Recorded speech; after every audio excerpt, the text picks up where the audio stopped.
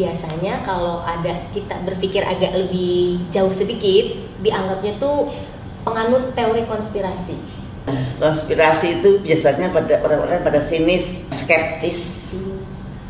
Apaan sih konspirasi? Iya. Ada yang mengira konspirasi itu ilmu cocokologi, mencocok-cocokkan. Bukan itu. Konspirasi itu dikiranya kalau ada konspirasi berarti nggak ada virusnya dong. Bukan itu. Percaya konspirasi berarti sebetulnya konspirasi itu arti letterlehnya itu adalah persekongkolan.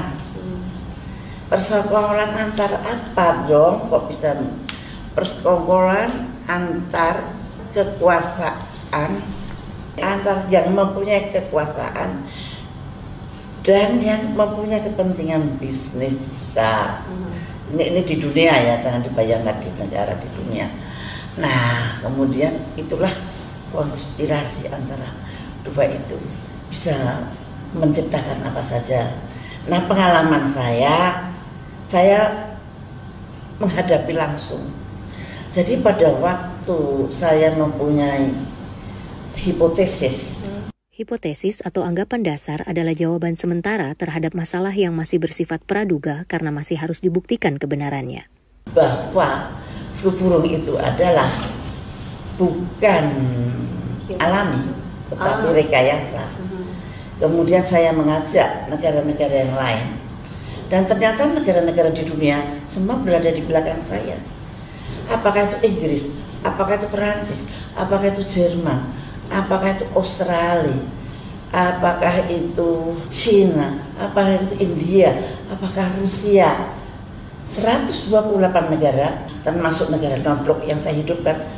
Negara non-blok adalah negara yang tidak memiliki ikatan dengan negara lain untuk tujuan politik. Semua berdiri di belakang saya, setuju dengan hipotesis saya. Sehingga saya mengajukan resolusi ke WHO secara hukum internasional yang betul. Kalau sebagai anggota WHA mengajukan resolusi. WHA atau World Health Assembly atau Majelis Kesehatan Dunia adalah forum di mana organisasi kesehatan dunia diatur oleh 194 negara anggotanya. Ini adalah badan pengaturan kebijakan kesehatan tertinggi di dunia dan terdiri dari menteri kesehatan dari negara-negara anggota. Maka WHO harus menanggapi dengan baik. Dan apa yang terjadi? Yang terjadi itu WHO membuat suatu pertemuan besar dari menteri-menteri kesehatan seluruh dunia. Tentu saja yang melawan WHO adalah saya pimpin. Dan ternyata di dalam forum itu yang mewakili WHO adalah negara adidaya. Negara adikuasa atau negara adidaya adalah negara dengan posisi dominan yang ditandai dengan kemampuannya yang luas untuk memberikan pengaruh atau memproyeksikan kekuasaan dalam skala global. Nah itu saya terkaget-kaget kalau terhadap negara ini mestinya ya aku nggak berani gitu dalam hati saya. Oh saya itu nulisnya pada WHO, kenapa yang keluar negara gitu. Inilah saya konspirasi itu seperti ini.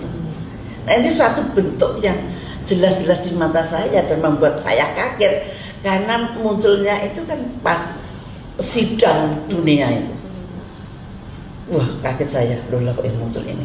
Dan ternyata ada satu organ di dalam WHO yang ada di bawah negara adidaya tersebut, namanya GISN, Global Influencer Surveillance Network. Itu GISN. Setiap semua orang yang punya virus masukkan ke sana. Saya masukkan ke sana. Tapi ternyata tiba-tiba virusnya Vietnam dibikin vaksin, dijual ke saya. Loh, kamu pakai virusnya siapa Pak? Bikin vaksin. Pakai virus Vietnam Bu. Wah, jadi ketahuan. Yang jual juga kaget, kenapa ini ibu kok tahu gitu. Karena biasanya tidak pada tahu kalau vaksin itu dibuat dari virus. Nah, pada waktu itu, loh kenapa? Kenapa kamu yakin kalau vaksinnya Vietnam pasti cocok dengan virus saya? Belum tentu cocok. diteliti dulu. Dan ternyata H5N1 Vietnam dan H5N1 Indonesia jauh lebih ganas dari H5N1 Indonesia.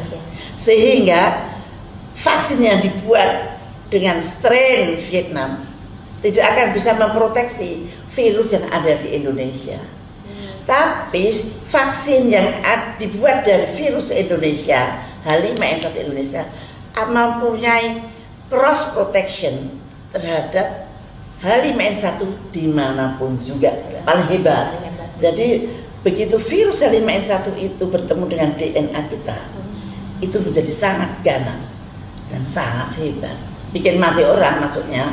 Tapi kalau untuk bikin vaksin paling bagus, paling kuat gitu. Nah yang saya nggak tahu vaksin yang sekarang ini tidak ada strain-strainan, padahal justru COVID ini adalah virus genom. Genom adalah keseluruhan informasi genetik yang dimiliki suatu sel yang memuat informasi tersebut.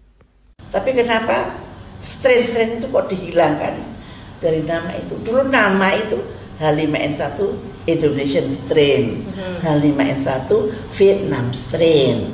Sekarang nggak ada strain itu. WHO menamakan semau-maunya jadi COVID-19. Berasal dari mana? Seolah-olah COVID-19 itu sama seluruh dunia. Padahal kan beda. Yang ada di Wuhan, yang ada di Indonesia, yang ada di Eropa, yang ada di Amerika berbeda. Why? Kok dinamakan sama? Ini suatu tanda tanya yang pasti ada udang di balik batu lah kenapa dinamakan seperti itu. Nanti pada season yang nanti yang akan datang kita bisa menerangkan itu why-nya. Kenapa kok nama dari COVID-19 tidak sesuai dengan nomenklatur dari virus biasa. Nomenklatur adalah pembentukan tata susunan dan aturan pemberian nama objek studi bagi cabang ilmu pengetahuan. Arti lainnya adalah penamaan yang dipakai dalam bidang atau ilmu tertentu dan seringkali atas dasar kesepakatan internasional.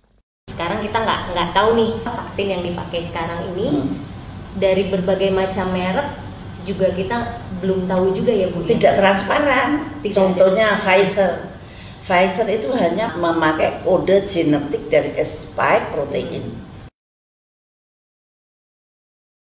Spike protein punya siapa? Punya virus. Virusnya virus sigma yang mana? Nah, kalau hanya kode genetiknya aja kok yang saya ambil, saya nggak pakai virus. Ya nggak bisa gitu, kode genetiknya dapat dari mana? Punya virus yang mana? Berarti untuk tingkat keamanannya vaksin itu gimana Bu? Menurut Ibu? Ada Sinovac, ada Pfizer, ada ya kita ini sambil divaksin sambil meneliti. Kita ini adalah untuk uji coba besar-besaran yang dilakukan sekarang dunia ini di dunia. Ya, uji coba dunia besar-besaran. Yang namanya Pfizer dengan AstraZeneca itu cara membuat dengan mRNA dan DNA itu belum pernah dilakukan di dunia. Efeknya nanti jangka panjang seperti apa? Tidak ada yang tahu. Berarti kalau misalnya suatu saat terjadi sesuatu, ini tanggung jawab siapa itu? Ya nggak tahu, tergantung pada waktu dia mau dikasih vaksin itu atau negara ini misalnya kerjasama dengan Pfizer, bagaimana MOU-nya kerjasamanya? Dan rakyat nggak tahu apa-apa tentang itu. Kalau saya lihat yang di Norwegia yang dapat Pfizer kan udah mati 23 orang lansia. Terus sekarang nggak ada kabarnya lagi. Apakah yang bertanggung jawab itu negaranya ataukah Pfizer-nya, saya nggak tahu. Nah ini yang penting adalah mentransparankan rakyat agar tahu bahwa cara yang dipakai oleh AstraZeneca maupun oleh Pfizer maupun oleh Moderna itu belum pernah dipakai di dunia ini. Kalau semuanya dengan transparan tidak akan ada konspirasi, tidak akan ada kejahatan kesehatan.